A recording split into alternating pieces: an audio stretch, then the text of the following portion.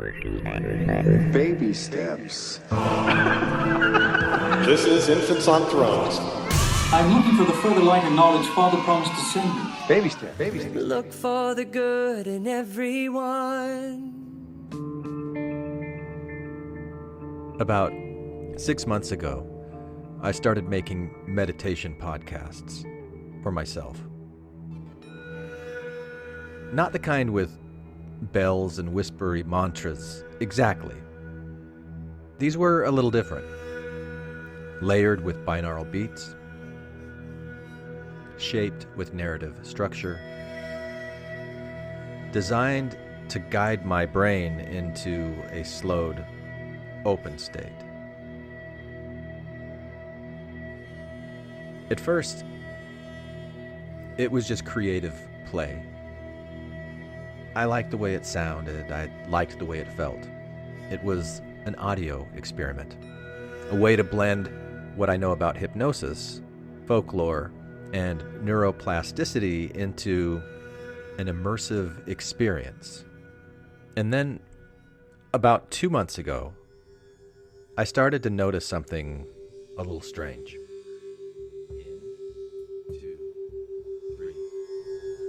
After editing a few sessions in a row, I'd feel calmer.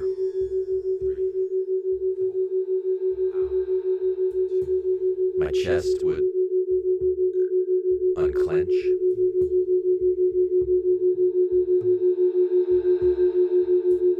My mind would soften around the edges. Not always. Not instantly.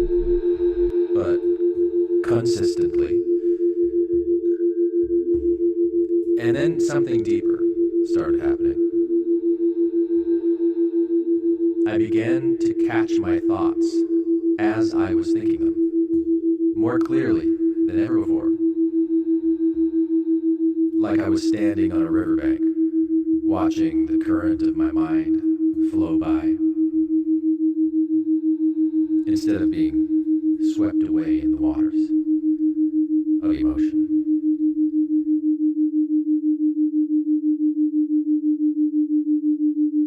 It felt like my metacognition,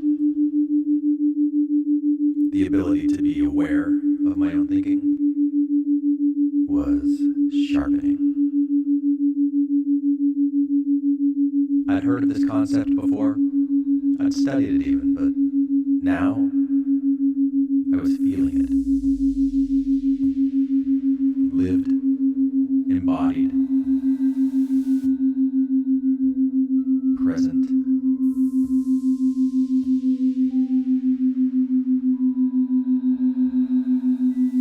And that made me wonder, what's going on here? What's going on here? So, I did what I always do when something brushes up against the mystery. I researched it obsessively. I immersed myself in everything I could get. And what I found wasn't magic, but it was powerful.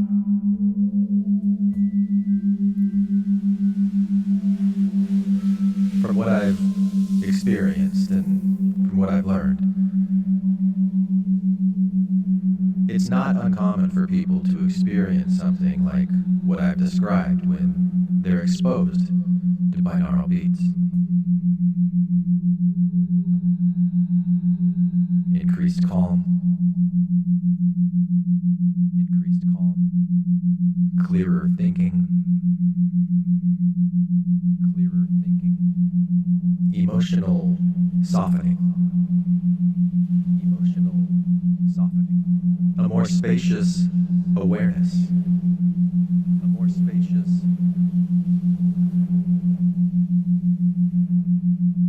but it doesn't always work for everyone.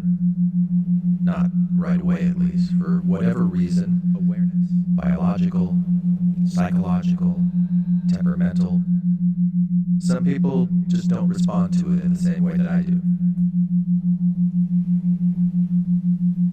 Maybe some of that has to do with how open someone is to immerse themselves in it, the way I do.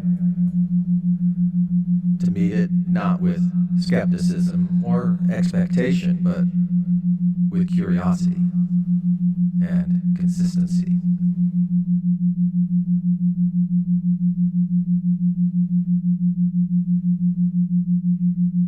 Either way, here is what I discovered about the nature of sound, the nervous system, and the ancient impulse to be healed by rhythm. Sound as suspension. If you've ever seen a Star Wars Bacta Tank, you already know the image. A wounded body floats in glowing liquid. Not active, not asleep, just held.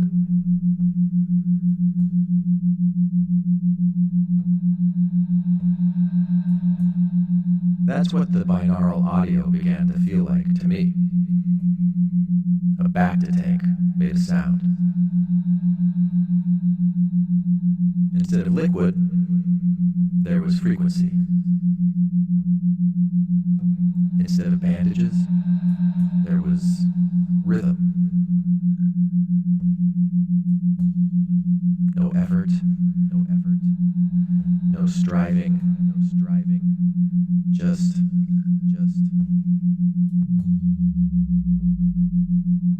immersion. And instead of simply calming the mind,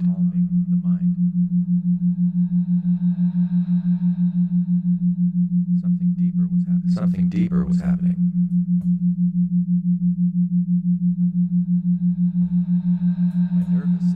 My nervous system was changing how it processed stress, not avoiding it,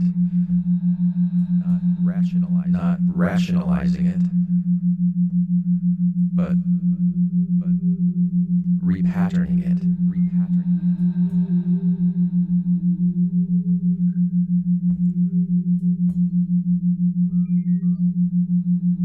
So here's the mechanism.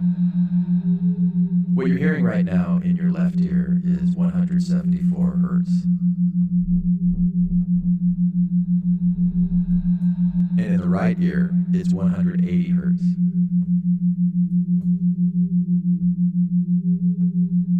Which gives a 6 hertz difference pulsing gently between your ears.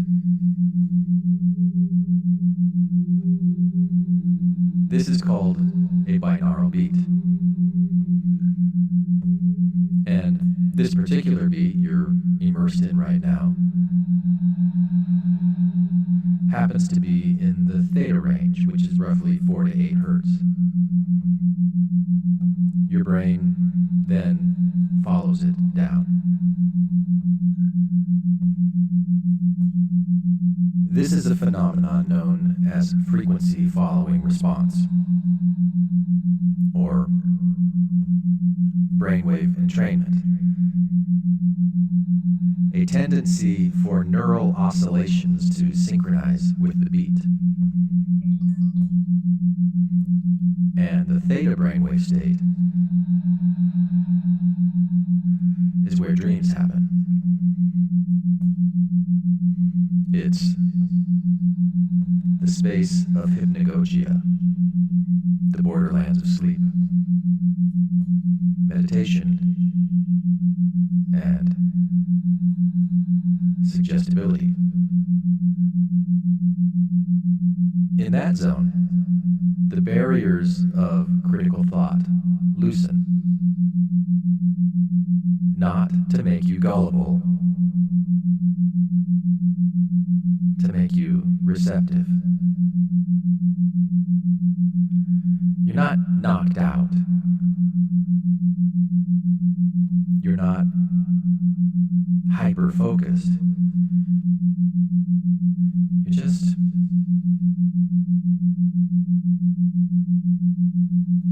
drifting in a space that is unusually good for internal reorganization, particularly when combined with intention or suggestion.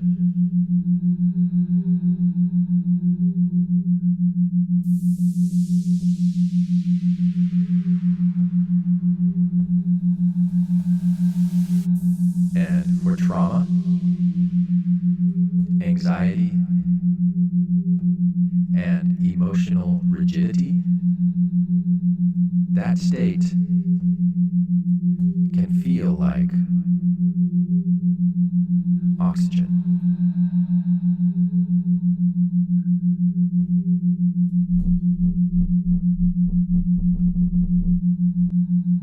As a therapist, also trained as a folklorist who works with NLP, I have long studied how people structure their inner worlds. When someone says, "I feel stuck," they're not describing a metaphor. They're describing a sequence, an image they can't stop replaying, an image they can't stop replaying,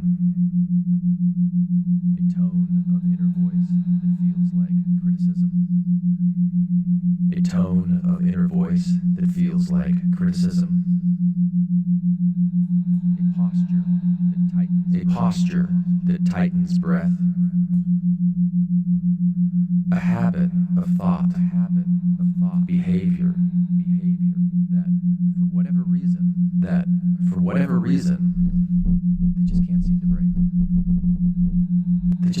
break. These aren't symptoms. They're code. And code can be rewritten. Especially when the brain is in a plastic, responsive state.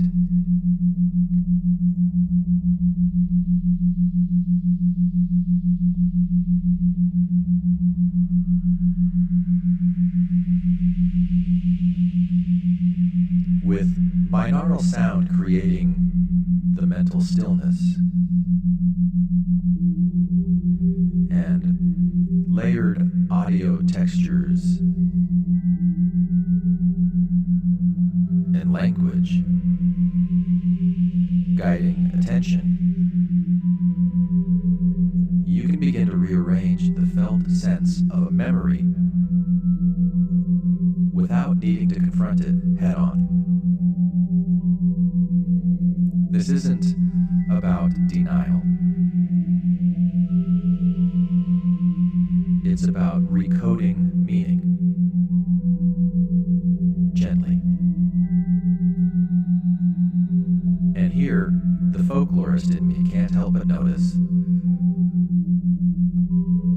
this is not unlike how cultures reshape collective pain into myth, ritual, and healing through repeated story.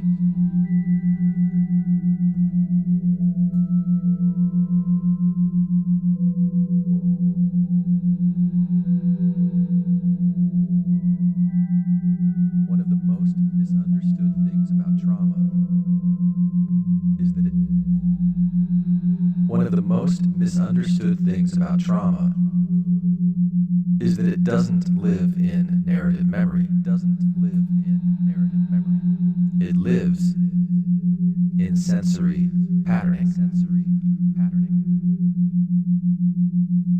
A tone of voice. The silence after a slammed door.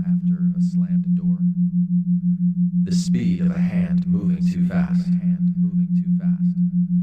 Your nervous system encodes these moments as threat patterns, not as stories. Which means they don't resolve through logic. They resolve through repatterning.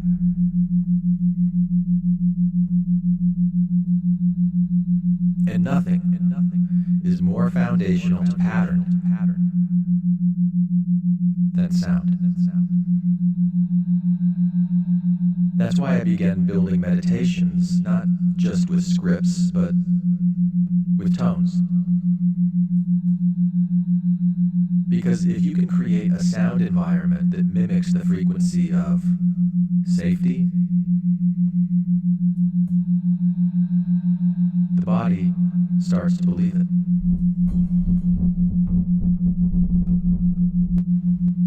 Even if it's just for 10 minutes.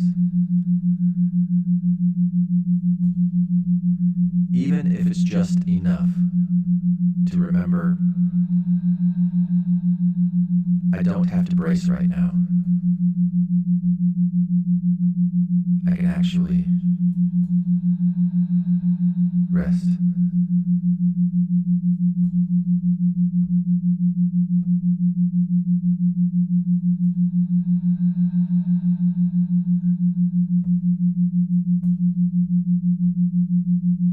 The original meaning of therapy.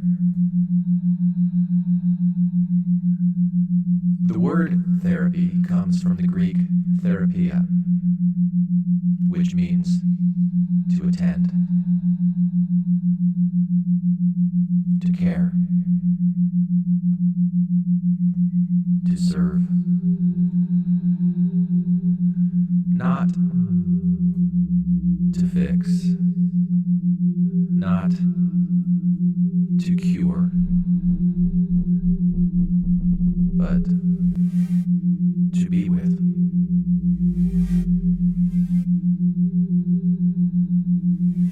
This is why I say, while these audio sessions that we're doing here are not therapy in the strict sense, they are therapeutic.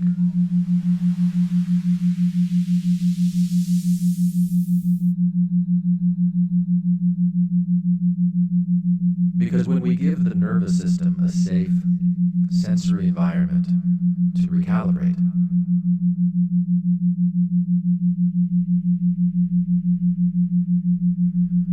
we're not healing it through advice. We're accompanying it through resonance.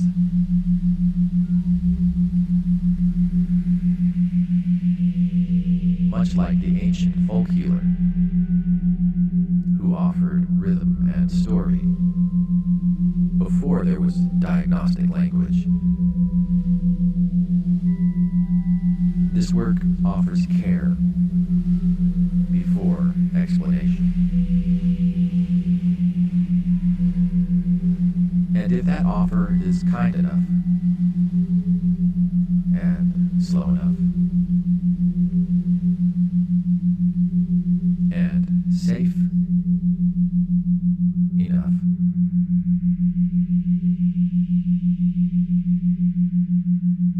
the system will often say, yes.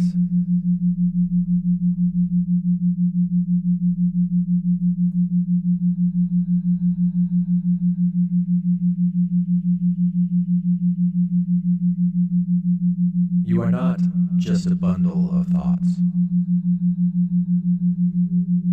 You are a resonant instrument. When the world plays too fast, too sharp, too loud, you fall out of tune. That's not weakness, that's physics. And sometimes you don't need more effort. You need a tone you can match, a rhythm you can lean into, a space where the noise falls away and your system remembers, this is what it feels like to be safe. This is what it feels like to come home.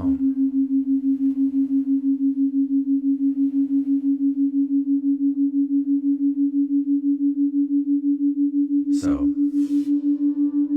whether you're a sound nerd, a trauma survivor, a therapist, a seeker, or someone carrying more than your fair share of the world, may you find moments of resonance.